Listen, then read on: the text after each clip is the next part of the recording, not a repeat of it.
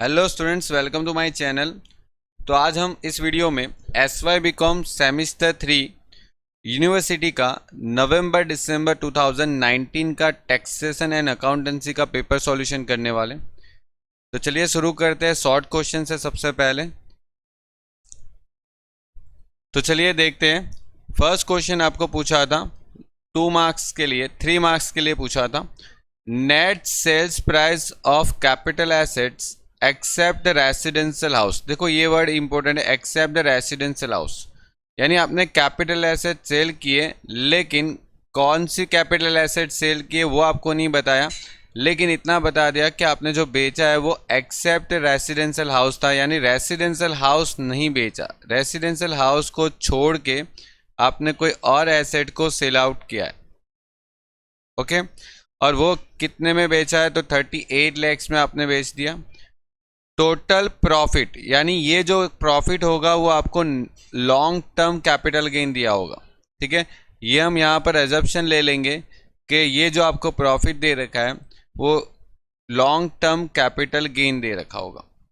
और फिर इसने बोला गया कि रेसिडेंशियल हाउस परचेस किया है टोटल 18 लाख रुपीज़ में, और आपको बोला गया फाइंड आउट करो tax free and taxable capital gain.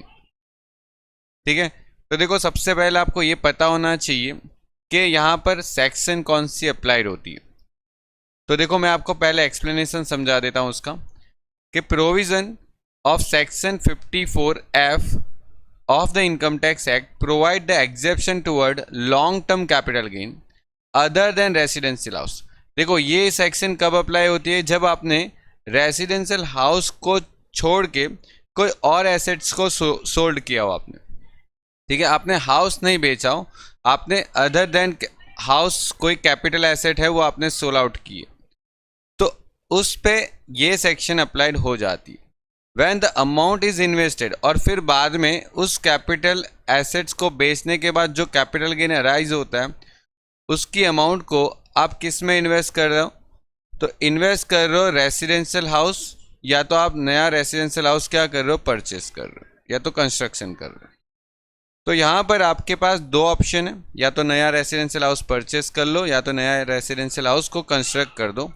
लेकिन एक चीज़ समझना, यहाँ पर आपको कैपिटल एसेट जो है वो बेची होनी चाहिए, लेकिन क्या नहीं होना चाहिए? अदर देन रेसिडेंशियल हाउस होना चाहिए। मतलब कि आपने हाउस के अलावा कोई और एसेट बेची हो, लाइक जैसे कि ज्वेलरी बेची हो, ठीक है, पेंटिंग्स है, तो ये सब अगर आपने, जैसे कि शेयर्स है, बोनस शेयर्स है, तो ये अगर आपने सेल आउट किया है और उसके बदले में आपने जो पैसा इन्वेस्ट किया वो किस में इन्वेस्ट किया होना चाहिए? आपने पैसा हाउस के अंदर इन्वेस्ट किया होना चाहिए, रेसिडेंशियल हाउस। तब जाके आपको ये सेक्शन 54F का बेनिफिट मिलता है।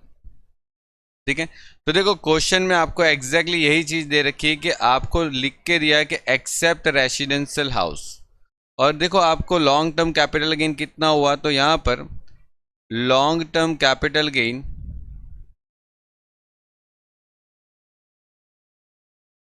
हुआ है 12,12,125 के आसपास आपको कैपिटल गेन हुआ। अब आपको यहाँ पर ये देखना है कि कितनी आपको एग्जेप्शन मिलेगी। ओके, एग्जेम्पशन कितनी मिलेगी? एग्जेम्पशन अंडर सेक्शन 54F, क्योंकि देखो यहाँ पर आपने अदर देन रेसिडेंशियल हाउस को सोल्ड करके आपने पैसा जो इन्वेस्ट किया है वो हाउस प्रॉपर्टी में इन्वेस्ट किया, यानी हाउस परचेस किया। तो यहाँ पर आपको एक फॉर्मूला याद रखनी है, उस फॉर्मूला के अकॉर्डिंग आपको ये एग्जेप्शन की अमाउंट मिलेगी। और ये एग्जेप्शन की अमाउंट कैसे मिलेगी? देखो, तो आपको देखना है कि इन्वेस्टमेंट कितना किया हाउस में।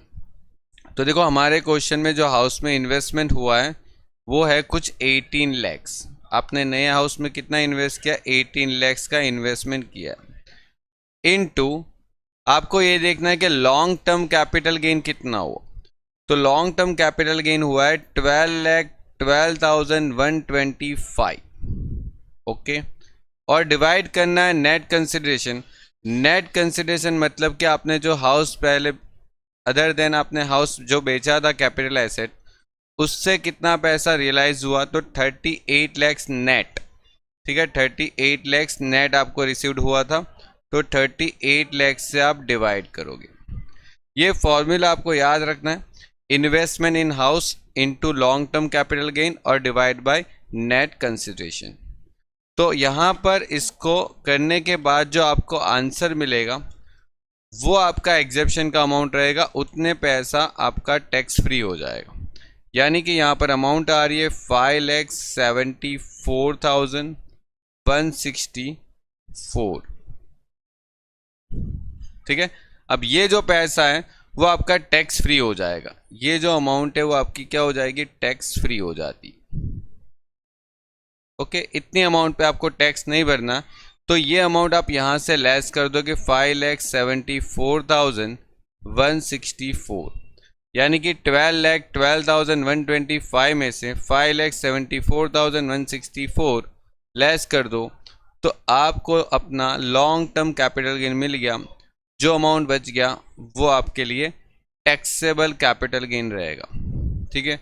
तो ये जो अमाउंट आपका रह गया उसको हम बोलेंगे टैक्सेबल लॉन्ग टर्म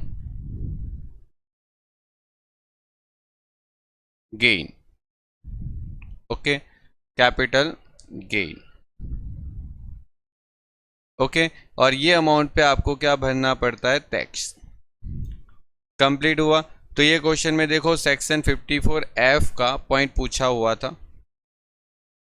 तो देखो इसके आपके बेसिक रूल पता होने चाहिए कि इसका एग्जेप्शन आप कब ले सकते हो।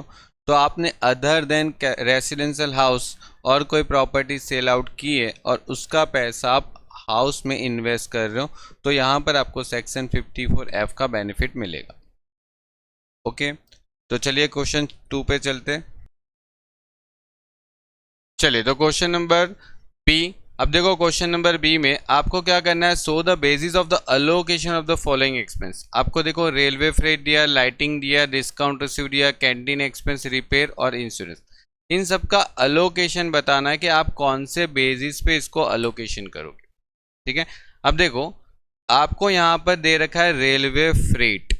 अब रेलवे फ्रेट मतलब कि आप जो रेलवे में कुछ गुड्स मंगवाते हो, ठीक है, कई बार आप अपना बिजनेस होता है तो रेलवे से गुड्स मंगवाते हो, तो रेलवे फ्रेट पे करना पड़ता है, तो वो परचेस के रिलेट करता है वो एक्सपेंस, इसीलिए परचेस के रेशियो में अलोकेशन करेंगे। अगर वो लाइटिंग है आपके दुकान में या तो डिपार्टमेंट में, तो लाइटिंग के लिए आप नंबर ऑफ पॉइंट के रेशियो में अलोकेट करोगे।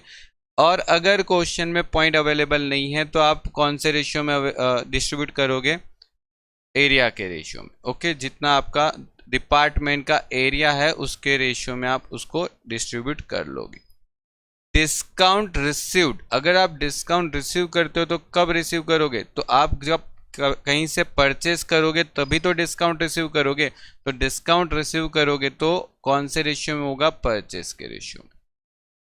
कैंटीन एक्सपेंस, कैंटीन किसके लिए होता है, तो एम्प्लॉय के लिए, तो एम्प्लॉय के रेशियो में डिस्ट्रीब्यूट करेंगे। रिपेयर एक्सपेंसेस, रिपेयर किसका करवाते, तो एसेट्स का रिपेयर करवाते, तो एसेट्स के रेशियो में।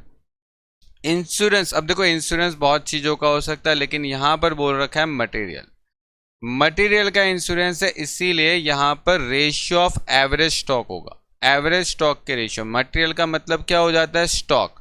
मटेरियल मतलब आपकी दुकान में जो स्टॉक है उसका आपने इंश्योरेंस निकाला, तो एवरेज रेशियो आएगा। और अगर क्वेश्चन में एवरेज स्टॉक अवेलेबल ना हो पाया तो आप क्लोजिंग स्टॉक भी ले सकते हो। ओके, तो क्लोजिंग स्टॉक के रेशियो में भी चला जा सकता है। Complete, okay. चलिए, तो क्वेश्चन नंबर 3। तो देखो यहाँ पर Veeru had 12% government security on which interest paid on 30 June and 31st December. First person, 1% brokerage paid on every transaction of sales and purchase. From the following details, find out the face value. देखो आपको पहले तो face value find out करनी and find out करना है capital value of security. तो मतलब कि पहले फेस वैल्यू फाइंड करो और फिर कैपिटल वैल्यू फाइंड कर दो। 3 मार्क्स के लिए क्वेश्चन पूछा था। अब देखो सबसे पहले तो आपको ये पता होना चाहिए कि एक सिक्योरिटी की फेस वैल्यू हमें क्या अजम्पशन करना होता है। अगर आपको फेस वैल्यू क्वेश्चन में नहीं देते तो एक सिक्योरिटी की जो फेस वैल्यू होती है, पर सिक्योरिटी जो फेस वैल्यू होती है वो होती है 100 रुपीज़। ओके, यानी फेस वैल्यू जो होती है पर सिक्योरिटी वो होती है 100 रुपीज़। ओके, यानी 100 रुपीज़ की एक सिक्योरिटी मानेंगे।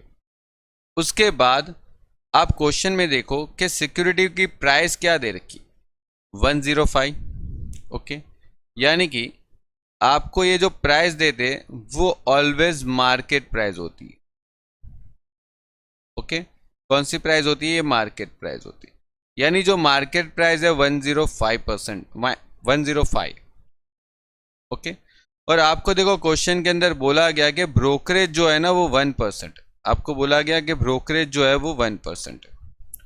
तो अगर ब्रोकरेज 1% है और ब्रोकरेज की कैलकुलेशन किसके ऊपर रहती है, मार्केट प्राइस पे होती है, तो यानी कि आपकी जो ब्रोकरेज जो है वो कितनी परसेंट है, 1%। मतलब कि मार्केट प्राइस पे ब्रोकरेज गिनोगे तो मार्केट प्राइस का अगर 1% करते हो तो 1.05 आपकी ब्रोकरेज आती।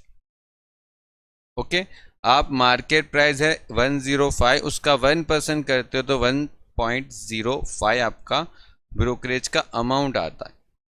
अब देखो यहां पर आपको ब्रोकरेज दे रखी है 315। तो अगर आप यहाँ पर ये सोचते हो कि 1.05 के हिसाब से अगर आपके पास जो ब्रोकरेज है वो 315 रुपीज़ है, तो अगर आपके पास 100 रुपीज़ के हिसाब से उसकी फेस वैल्यू क्या हो सकती है, आपको फेस वैल्यू क्वेश्चन में पूछा है ना, तो फेस वैल्यू क्या हो सकती है, तो आपकी जो फेस वैल्यू है क्वेश्चन में वो हो सकती है 30,000 रुपीज़। चेक कर लो कैसे निकालोगे, तो 315 इंटू 100 डिवाइड बाई 1.05। ओके, और आपको इसके बाद कैपिटल वैल्यू निकालनी है, तो आप क्या करोगे, पहले तो उसकी मार्केट वैल्यू निकाल लो।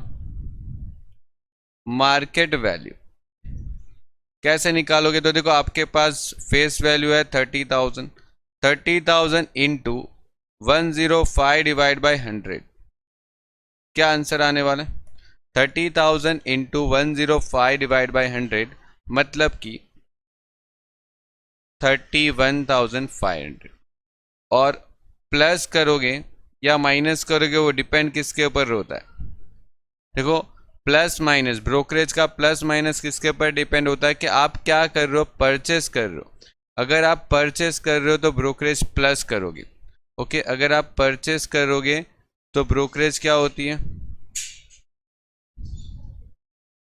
प्लस होती है, और अगर आप सेल्स करते हो तो ब्रोकरेज क्या होती है, माइनस होती है।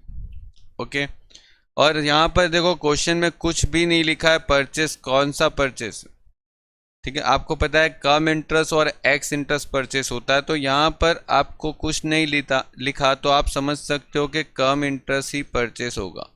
ओके, कुछ नहीं दिया तो समझ लो कम इंटरेस्ट परचेस है। ओके, तो यहाँ पर ब्रोकरेज ऐड करते हैं तो 315 आपकी ब्रोकरेज हो जाती है जो कि थी 1%, और अब वो तो आपको दे भी रखी थी क्वेश्चन में, देखो चेक कर लो 31,500 का 1% 315 वापस आ जाएगा। ब्रोकरेज ऐड करते हैं तो 31,815।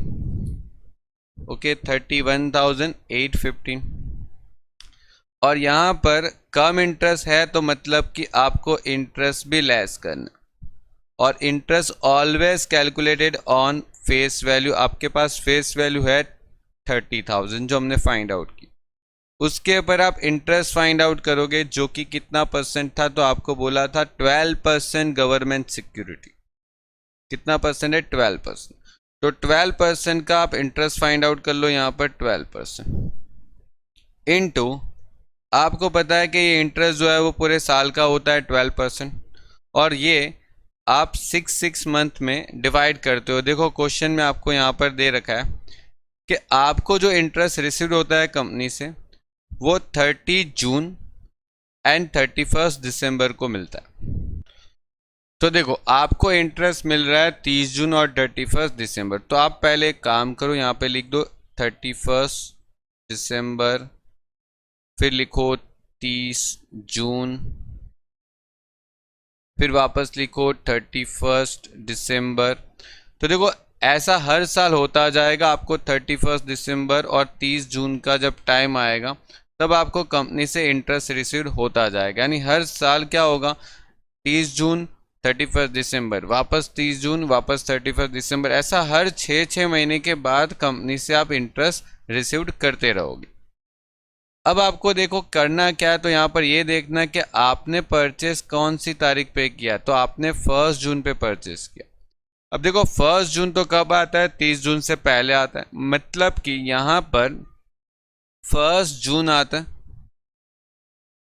और 1 जून से आपको ये देखना है कि पहले इंटरेस्ट कब मिला था, 1 जून से पहले। तो देखो 1 जून से पहले इंटरेस्ट मिला होगा आपको 31 दिसंबर। तो आपको कितने मंथ का इंटरेस्ट कैलकुलेट करना पड़ेगा। तो देखो जनवरी, फरवरी, मार्च, अप्रैल और मई। ओके, और जून तो अभी आपने शुरुआत ही किया, मतलब कि 5 मंथ का आपको इंटरेस्ट कैलकुलेट करना पड़ेगा। तो यहाँ पर आप कैलकुलेट करोगे इंटू 5 डिवाइड बाई 12।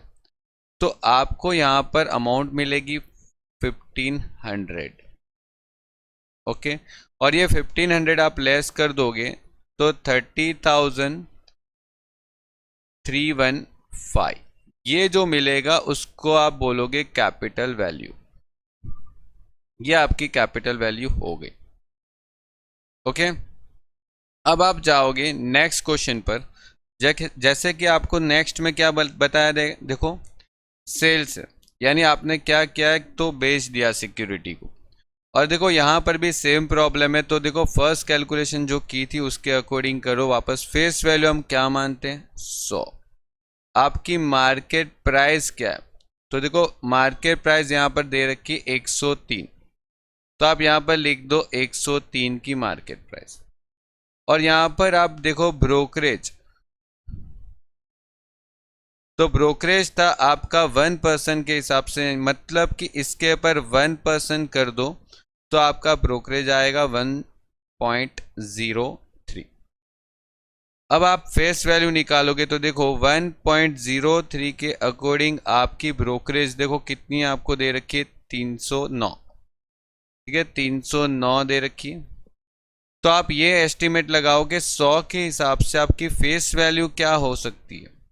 ठीक है, तो 309 डिवाइड बाई 1.03 इंटू 100 करोगे तो आपको यहाँ पर भी अपनी फेस वैल्यू कितनी मिल सकती है, 30,000। ओके, फेस वैल्यू कितनी मिल जाएगी, 30,000। तो फिर से आप कैलकुलेट करोगे तो देखो market price, okay, market price आपकी कितनी है, तो मार्केट प्राइस है आपके पास 103। तो मार्केट वैल्यू आप फिर से कैलकुलेट कर लो, यहाँ पर 30,000 इंटू 103 डिवाइड बाई 100, मतलब तो 30,000 इंटू 103 परसेंटेज, मतलब कि 309,000। और देखो यहाँ पर आप देखोगे तो सेल किया है, यानी कि सिक्योरिटी को बेच दिया है। तो ब्रोकरेज का जो अमाउंट है, ओके, ब्रोकरेज का जो अमाउंट है 1%, वो आप लेस कर दोगे 309 आप लेस कर दोगे। और ये लेस करने से आपके पास जो अमाउंट आती है वो क्या है, देखो 30591। अब देखो क्वेश्चन में ये जो आया वो क्या होगा, आप देखोगे तो सेकंड सिक्योरिटी को जब बेचा था क्वेश्चन में तब उसने एक्स इंटरेस्ट ही दिया था। देखो तो एक्स इंटरेस्ट में आपको इंटरेस्ट लेस ही नहीं करना है। ओके, एक्स इंटरेस्ट में आपको इंटरेस्ट लेस ही नहीं करना है, आप लेस करोगे ही नहीं इंटरेस्ट। तो यहाँ पर जो ये वैल्यू आई आपकी, वो ही आपकी क्या हो जाती है, कैपिटल वैल्यू। ओके, यही वैल्यू आपकी कैपिटल वैल्यू हो जाती है। मतलब कि देखो यहाँ पर आपने जो किया था वो परचेस था, और ये परचेस क्या था, कम इंटरेस्ट। ओके, ये कम इंटरेस्ट था। और यहाँ पर जो आपने किया था वो सेल्स किया था, मतलब कि ये जो था वो एक्स इंटरेस्ट था, और एक्स इंटरेस्ट में हम इंटरेस्ट लेस नहीं करते। ओके, बस कंप्लीट हो गया। आपको क्वेश्चन में यही पूछा था कि फेस वैल्यू पता लगाओ, तो दोनों की फेस वैल्यू हमने पता लगा दी, और दोनों की कैपिटल वैल्यू पूछी थी, कैपिटल वैल्यू पता लगा दी। चलो तो क्वेश्चन नंबर डी से शुरू करते हैं। तो देखो क्वेश्चन नंबर डी में क्या दे रखा है, from the following information find out residential status of Radha, जो कि फॉरेन सिटीजन है, फॉर द असेसमेंट ईयर 2020 और 21। ठीक है, देखो इस साल का आपका असेसमेंट ईयर होगा 2021, और राधा का स्टेटस पता लगाना है कि वो इस साल इंडिया में क्या रेसिडेंट बनती है या नहीं बनती। तो देखो देखते हैं, आपको प्रीवियस ईयर दे रखा है और स्टे इन इंडिया दे रखा है, यानी राधा इंडिया में कितने दिन स्टे कर रही है वो आपके पास अवेलेबल है। 2016-17 में वो इंडिया में 65 डेज स्टे किया था उसने, 17-18 में 200, और 18 और 19 में 100, और फिर 55। तो देखो सबसे पहले आपको ये देखना है कि आपका जो प्रीवियस ईयर है, आपका जो प्रीवियस ईयर कौन सा है, 2019-20। तो 1920 में वो इंडिया में क्या वो 60 डेज रहती है, पहले यही देख लो। ठीक है, या तो फिर पहली बेसिक कंडीशन से अगर आप जाते हो तो फर्स्ट बेसिक कंडीशन आपकी क्या रहती है। तो देखो फर्स्ट बेसिक कंडीशन आपकी क्या रहती है कि वो इंडिया में कितने दिन होने चाहिए, 182 या उससे ज़्यादा। तो क्या वो इंडिया में 182 या उससे ज़्यादा दिन है, तो नहीं। तो यहाँ पर आप पहले नो लिख दो कि वो नहीं है, और फिर आप देखोगे तो दूसरी बेसिक कंडीशन जो है उसमें ये 60 डेज को भी वो कवर नहीं कर पा रही। ठीक है, यानी 1920 में राधा 60 डेज से ज़्यादा भी इंडिया में नहीं। ठीक है, तो यहाँ पर भी आपकी पूरी कंडीशन पढ़ने की ज़रूरत ही नहीं है, आप डायरेक्ट उसको नो कर देते हो तो चलेगा। तो देखो इसी हिसाब से आपको एग्जाम में लिखना है, पहले दोनों कंडीशन लिख दो और फिर डिसाइड करो कि क्या वो दोनों कंडीशन सेटिस्फाई हो रही है। तो देखो दोनों में से कोई भी एक कंडीशन सेटिस्फाई होनी चाहिए, यहाँ पर तो दोनों कंडीशन सेटिस्फाई नहीं हो रही। तो आप यहाँ पर क्या स्टेटस अप्लाई कर दोगे कि राधा इज नॉन रेसिडेंट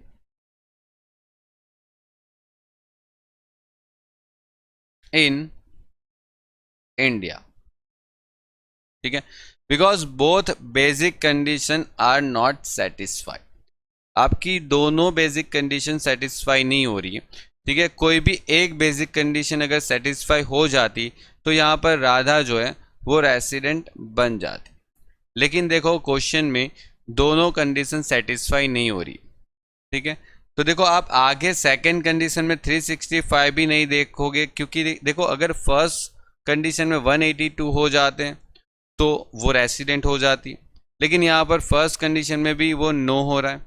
अगर सेकंड कंडीशन में 60 डेज भी नहीं हो रहा है तो फिर आगे उसको चेक करने की कोई ज़रूरत नहीं कि 365 हो रहा है कि नहीं हो रहा, बिकॉज हमें सेकंड कंडीशन ओवरऑल पूरा 60 डेज और विथ 365 डेज प्रीसीडिंग 4 ईयर, ये साथ में कंडीशन पूरी कंप्लीट करनी होती है। यहाँ पर देखो तो 60 डेज भले नहीं हो रहे, लेकिन देखो क्वेश्चन में ये 3 साल मिला के 365 हो रहा है, लेकिन इसका कोई मतलब नहीं है बिकॉज यहाँ पर 60 ही नहीं हो रहा है। ओके, यहाँ पर 60 ही नहीं हो रहा है।